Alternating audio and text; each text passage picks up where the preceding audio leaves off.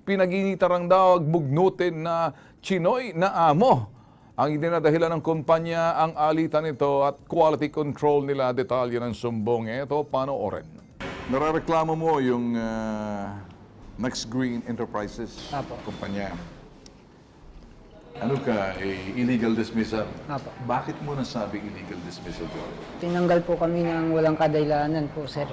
Alright. Ano ba ang trabaho mo roon? Ano po, operator po. Ilan taon ka nagtatrabaho roon?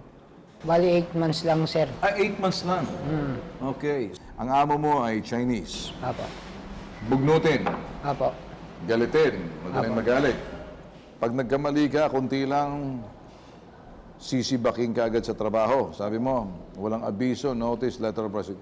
Pero wala ka pang 1 taon. Wala pa Nasa po. probation ka pa rin. Sa probationary period ka pa rin. Apo.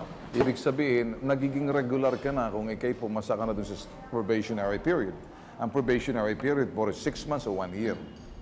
Sa mga katuwid, sa parting to, hindi kayo nagkasundo na may-ari. Apo. Ano ang nagawa mo? Bakit ka dinismiss? Wala naman po, sir. Hindi pwedeng wala. Yung ano lang yun, sir, Ano ang naging issue mo sa kanila? Okay, ano ang issue nila sa'yo? Yung QC, sir, kasi may QC yung bagong pasok, sir. Ang quality control, mataas ba ang ranko sa'yo o kauri mo? Parang mataas sa akin, sir. Natural, pag ang quality assurance, quality control, may katungkulan yun dahil kalidad na ng produkto yun. Ang pinag-uusapan kung pasado o hindi. I-refer ka namin sa NLRC. Titingnan natin kung nga ba'y tama sila roon. Hindi ka pa regular. Under proby ka pa rin. Pwede kang matanggal anytime. Pwede rin itapos na nilang kontrata mo. Pwedeng i-continue. Okay, malinaw? Pero ganun pa man, consult Belen Nicasio, all right? And then, since we can't still put her on the air, I like it recorded, and then we'll just put it and say it, and take it from there, okay? Titingnan natin, ha? Okay ba sa'yo? All right? O, sige, o, sige. Okay. Kasama natin ngayon, dalawang nagre-reklamo. Sa studio natin si Joel Alzate. Magkasama kayo? At si Jeffrey Bin Panis. Alright. Walang buwan na kayo nagtatrabaho sa kumpanya. Tama? Apo. Alright. Ngayon, bilang machine operator, inarereklamo nyo ng kawalang overtime and night differential at holiday pay. At nagharap na kayo sa Workers Affairs Office ng Valenzuela, pero walang nangyari. Apo. Alright. Ako'y medyo na bahala lang doon sa sinasabi mo na mas mataas sa yung nandoon sa quality assurance kaysa naman, kaya medyo yung pananalita mo na, anong sinabi mo doon sa quality assurance na tao? Ayusin mo to, yung produkto, parang pinagsabihan mo. Apo, kasi po, kaya ko po pinagsabihan yung bago na yun po, ng bagong quality control. Kasi po, pagka may sira, lahat kami damay. Lahat kayo damay. Tapos ngayon po, sir, pagka halimbawa mayroong mga reject na pumapasok ng mga production na reject, tinatanong din sa akin.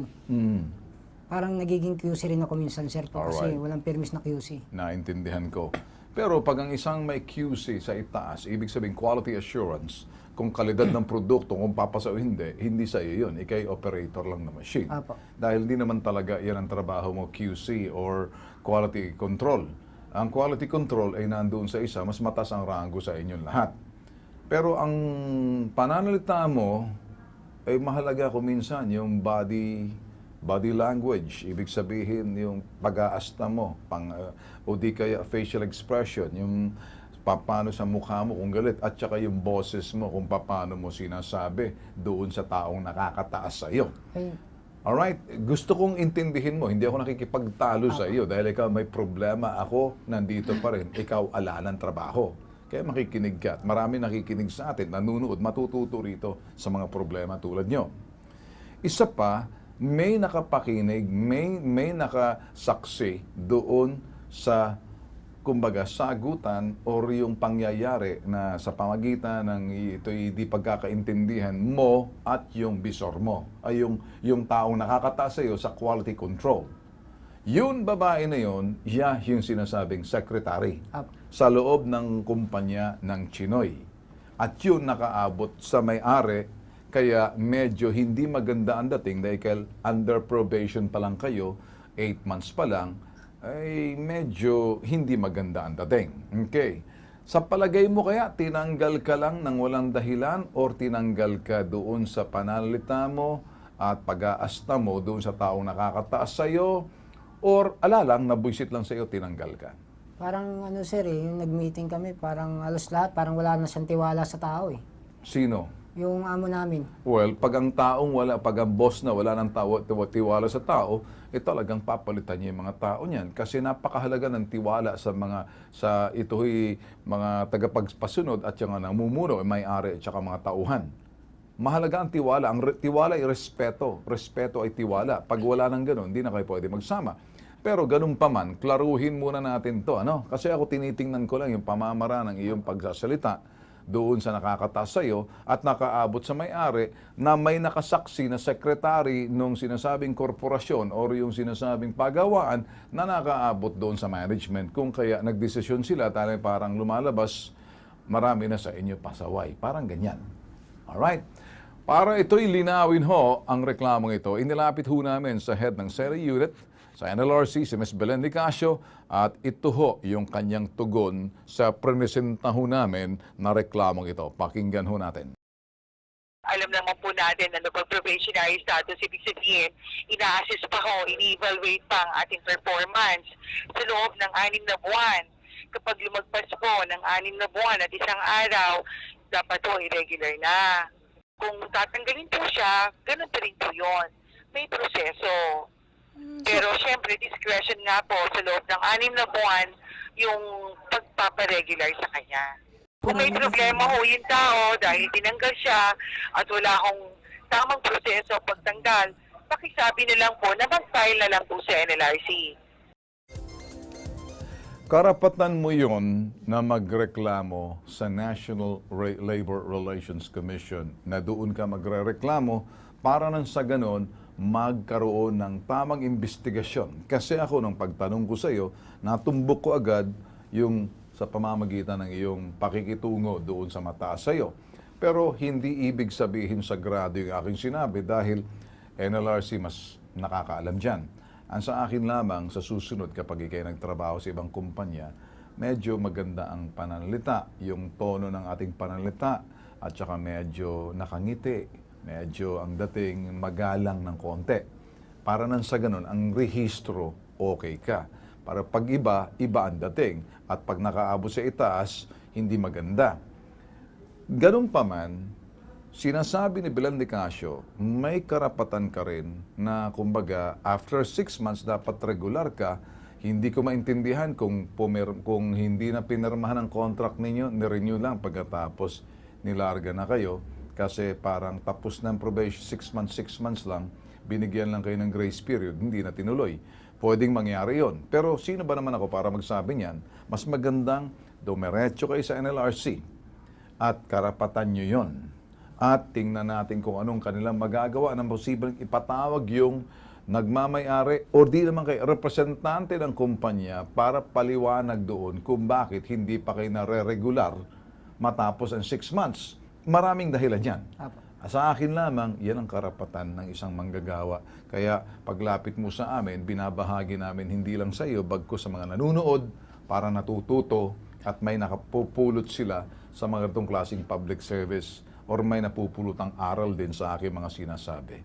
Ikaw naman, LA basketball, Sa akin po, LeBron sir, James, kumusta ka naman dyan? Sa akin po, sir, tinanggal po ako sa so dahil lang Dahil Hindi ko naka-t-shirt ka ng LA. Hindi naman kaysa. hindi po natapos yung pagpapalit ko ng yung talim sa makina po. Naku patay, ibang usapan naman yan. Mas maganda kung hindi mo natapos sa takdang panahon, paano ka makakascore niyan? Lebron ka pa naman. Gabi na po, sir, kasi Pinagagaan ko lang sinasabi mo. Huwag mo na ireklamo sa akin. Total, may karapatan ka rin mapakinggan ng NLRC para ipatawag yung representante ng eto'y management ng kumpanyang pinagtatrabahuan nyo para magkaalaman doon, mapakinggan magkabilang panig kung sinong tama at kung sinong nasa punto. Malinaw sa'yo, bossing? Apa. Okay naman sa'yo. Opo. Sigurado ka ba talagang gusto mo yung LA si Lebron? O talaga? Nadampot ko lang siya. Okay, ganun ba? Kaya kita kinakantsawan dahil dilaw eh. Ikaw talaga. Kulay nga dapat ng Warriors yan eh. Ikaw naman ako. Pero okay rin. Okay rin yan ha. Pero yan ang gusto ko sa inyo. Katawa ka lang eh. Naiyo ko yung konsumido. Kasi kanina para kayong binagsakan ng mundo sa ulo ninyo. Di ba? Ganun lang talaga tayo rito. Hindi ba? Ako yung nakikipag-usap sa inyo. Ipinagagaan ko yung inyong mga nararamdaman kasi mabigat na ang takbo ng mundo, bagong taon, aburido agad tayo, hindi magandang rehistro, tama? Apo. Okay ba sa'yo, Lebron? Apo. Pinanindigan mo na, Lebron, ano pa? Okay. Oo, bo. Tingnan mo nga ako, marunong ka mag-basketball? Wala eh. Ba't ka nag-t-shirt niya? Alam. Bigyan mo nga ako ng medyo, batingin, sample. Props lang ba? Props? Anong props? Okay na sa'yo. Sige, sampulan mo nga ako. Pag binigyan kita, pasa ko sa'yo yung bola. Okay, shoot mo kunyari. Sige, patingin. Wala eh. Oh! Ito may yung ganun pitik ko. Oh. Good! Alright. Ikaw, okay ka na ba dyan? Aba. O di, may referee naman kayo eh. Pag pumunta ka sa home court ng NLRC, okay? Doon tayo mag-uusap, okay? Okay ba tayo? Eh, kung sakaling i-refer namin kayo, pero kung sakaling ano man ang mangyari, sabihin nyo sa amin. Apo. Alright? Kasi kung sakaling medyo kinakailangan ng serbisyo na ng Bitag Kilos Pronto, wala kaming pakialam. Pag sinabi ng NLRC, tama kayo, tatayo kami laban sa iyo. Okay ba? Apo.